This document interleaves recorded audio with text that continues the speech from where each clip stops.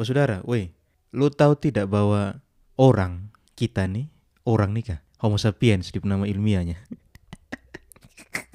Jadi kita sebagai manusia nih kah, kalau dalam keadaan tertekan, pasti kita buat hal yang aneh-aneh itu kah? Kita pasti akan kreatif.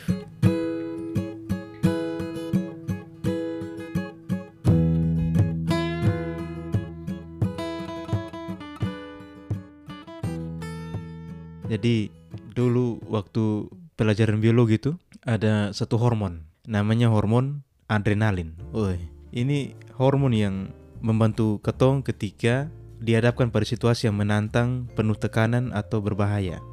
Contoh ya saudara, misalkan lu nih anjing kejar nih,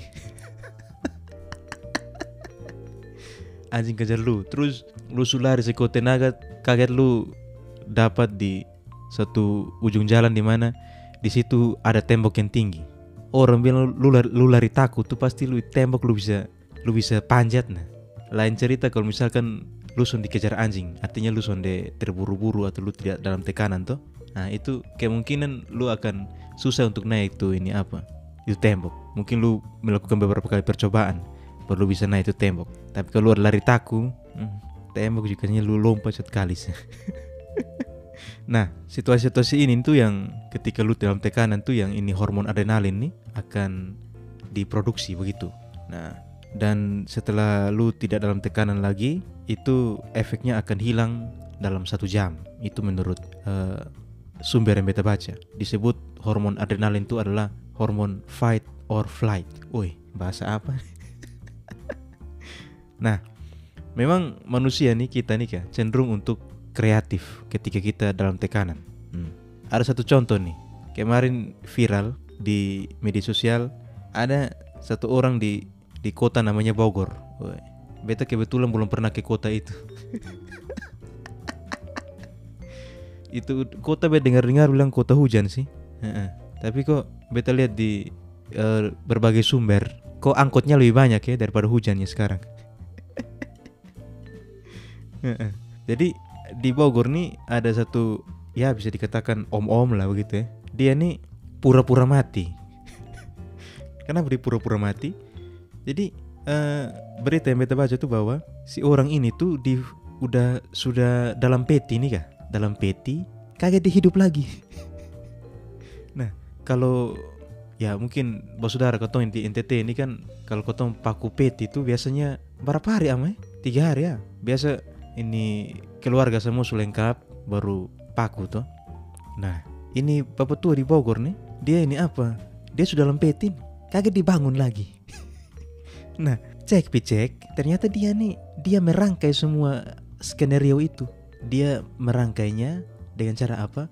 Dia mulai berpikir, beta cari ambulans di mana, kemudian beta masuk dalam peti, ketika rumah sepi beta keluar. Ternyata bapak tua nih utang bos, utang banyak. Jadi ketika dia tertekan dengan mungkin hutang yang banyak, kalau beta baca di banyak berita tuh dituliskan digitnya saudara. Digitnya itu sekitar ya bisa beli pick up Futura tuh, yang Suzuki Futura tuh mungkin kau tuh bisa beli berapa ya? Mungkin bisa 6 kau 7. Kau bisa bisnis jual kayu kali ya. Nah, ya betul pun utang sekitar 1,5 M saudara. Jadi mungkin baca di berita tuh dia nih takut ditagi, kemudian malu dengan tetangga begitu. Jadi dia buat skenario pura-pura mati. Nah, ini saudara satu contoh ketika lu dikuasai oleh tekanan, lu dikuasai oleh oleh berbagai macam kesulitan mungkin dalam lu punya hidup. Kadang lu berpikir kreatif tuh sama seperti bapak tua di Bogor ini. Dia berpikir satu hal saudara ketika baca ini berita. Yang tadi dia bilang, kotong di NTT ini biasa kan 3 hari waktu kotong paku peti tuh. Bab tua kan dia pura-pura nih, konsepnya pura-pura tuh. Kalau misalkan orang paku itu peti, kira-kira kan mana? Kira-kira dipukul dari dalam pasti. Dan kebetulan ini skenario nih Dipu istri tahu, tapi Dipu istri tidak Dipu istri tuh coba memperingati dia. Tapi bab tua son peduli, bab tua bilang beta buat ini skenario matang. Pasti kalau misalkan orang sempat paku peti saudara, pasti Dipu tua bilang jangan bab tua pura-pura. Main gila bodoh ini. Nah, saudara, dari kisah ini pun beta lihat bahwa memang kita tuh kah sebagai orang tuh kah memang harus bertanggung jawab apa yang suka kotong buat, mau kotong salah kok apa, meskipun ya berpikir semua orang pernah salah ya, tapi bagaimana kotong mempertanggungjawabkannya itu.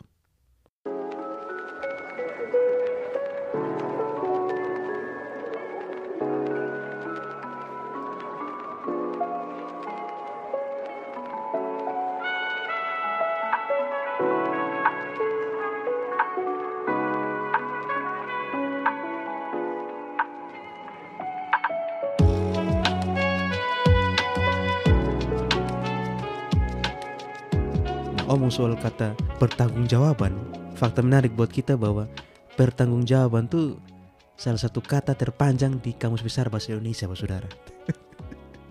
Mungkin lu baru tahu, beta juga baru tahu tadi nih ketika konsep ini episode bahwa kata mempertanggungjawabkan itu salah satu kata yang terpanjang. Ya, jadi kalau kotong lihat dia punya akar kata kan tanggung jawab. Ternyata ini dia terdiri atas 7 suku kata, yaitu mem, per, tang, gung, jawabkan. Dan total jumlah huruf ada 22. Wih, ternyata itu kata terpanjang ya di KBBI ya. Memang kata terpanjang mungkin setara dengan terlalu panjang katanya sampai orang mau bertanggung jawab tuh susah sekali. Terlebih-lebih orang yang mungkin sudah buat kesalahan yang besar gitu, saudara. Nah, bicara soal mempertanggungjawabkan, saudara, kemarin ini beberapa hari ini juga ada yang viral juga nih. Ini dari kita punya adik-adik yang SMP. Ini kejadiannya satu anak SMP ya. Dia tahu dia SMP kelas berapa. Tapi dia nih bawa motor tidak pakai helm. Dia bonceng.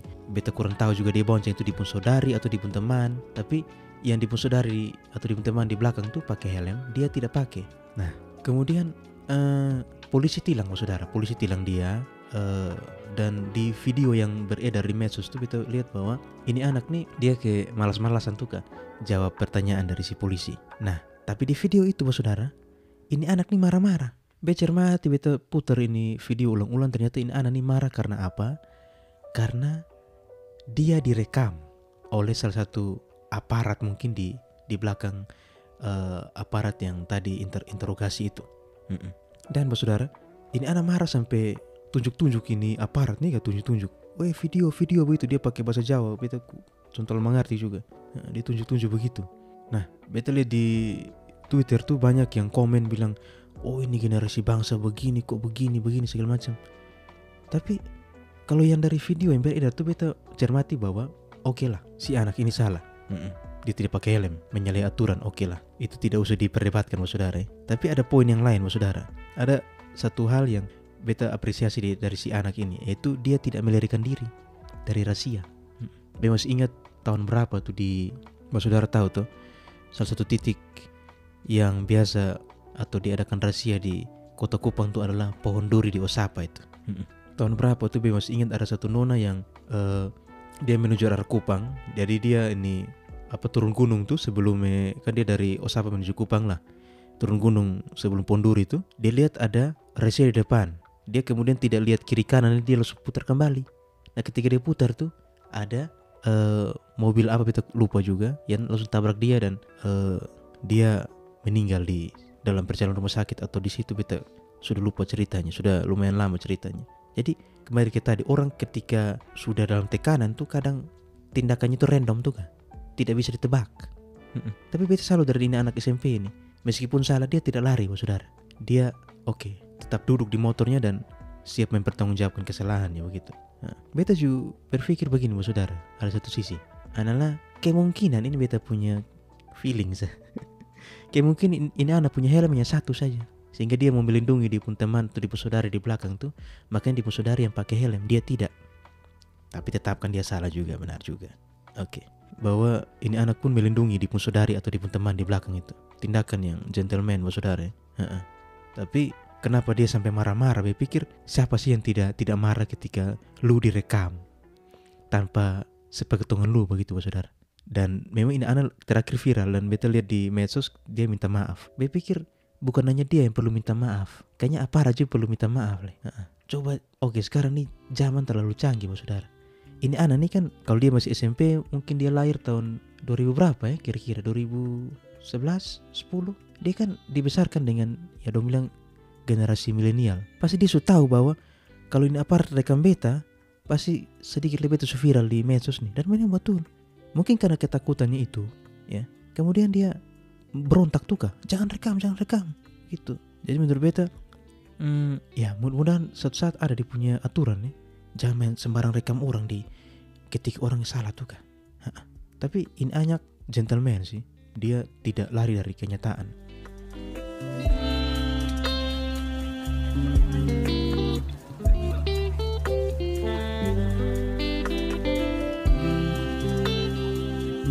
Jangan seperti kejadian lagi ini di Tapanuli Selatan sana. Ini juga melibatkan pelajar, tapi pelajar yang lebih satu tingkat di atasnya, pelajar SMA. Yang kemarin viral, pelate, ke bahasa timur, palate, enak. Jadi ada beberapa gerombolan anak SMA yang pakai motor begitu. Di satu jalan ada hutan-hutan begitu, ada seorang nenek yang di pinggir jalan. Ini anak dong kurang tahu dong pemotivasi apa, dong berhenti motor. Kemudian satu siswa nih tendangin nih nenek sampai nenek jatuh, saudara. Ini beson tahu, mungkin ini kejadian terjadi di Nunjau di sana, di Tapanuli sana. Coba lu kejadian di NTT sini lah, beson tahu lu nasib sekarang ke mana. Ya, karena beson tahu menurut beta saudara pun sama bahwa lu boleh nakal lah. Tapi jangan nakal dengan orang tua. Itu menurut beta lu kurang bagus lah kalau nakal orang tua, saudara. Lu boleh nakal lah, tapi nampaknya menghormati orang tua tuh hal dasar ya. Kalau sudah tidak lakukan itu, besok tahu lu masa depan ke mana. Mungkin anak-anak yang milenial yang dengar ini podcast, tolong dengar itu. Beta belum tahu terlalu tua-tua amat sih, tapi nampaknya itu nasihat kayaknya berlaku universal tuh kah. Beliat ini anak-anak di videonya tuh kah, mereka tuh ke geng motor tuh kah, konvoi begitu. Faedahnya apa lu konvoi begitu tuh di hutan le? Mau konvoi itu coba lu balap motor pi mana ya? Pi Jakarta Pusat kok. Lu konvoi di tengah hutan, ketemu orang tuh lu tendang le. Kalau lu mau ini tendang, ini bet kasih tau lu lu mau tendang, lu beli bola lu beli bola, terus lu bermain bola tuh, tendang bola. Jangan sampai lu besok-besok bisa timnas panggil lu. Meskipun kan sepak bola di Indonesia nampaknya ya, tapi setidaknya lu jangan tendang orang tua lah, tendang pakai lem kaki untuk hal yang berguna, misalkan tendang bola atau tendang pohon pisang mungkin. Atau lu mungkin ikut UFC sama seperti kemarin yang dari yang dari Sumatera juga itu, yang sudah sampai tingkat dunia. Pakai lem kaki untuk begitu, jangan pakai tendang orang tua. Jadi tolong jadi anak muda tuh yang bertanggung jawab tuh kan, yang gentleman. Kalau hal sederhana seperti ini lu masih buat, bisa tahu masa depan ke mana. Apalagi sekarang dengan zaman yang canggih begini, lu buat sedikit saja lu di hook mana sih? Tahu hook tuh artinya terpencil, tapi lebih dari hook tuh kita sebut nat. Nat tuh hukum pilih. Itu pasti akan viral di mana-mana, jadi tolong. Ini episode marah-marah tapi tidak apa-apa lah untuk kebaikan bangsa dan negara. Oke, saudara, terima kasih. Cheers.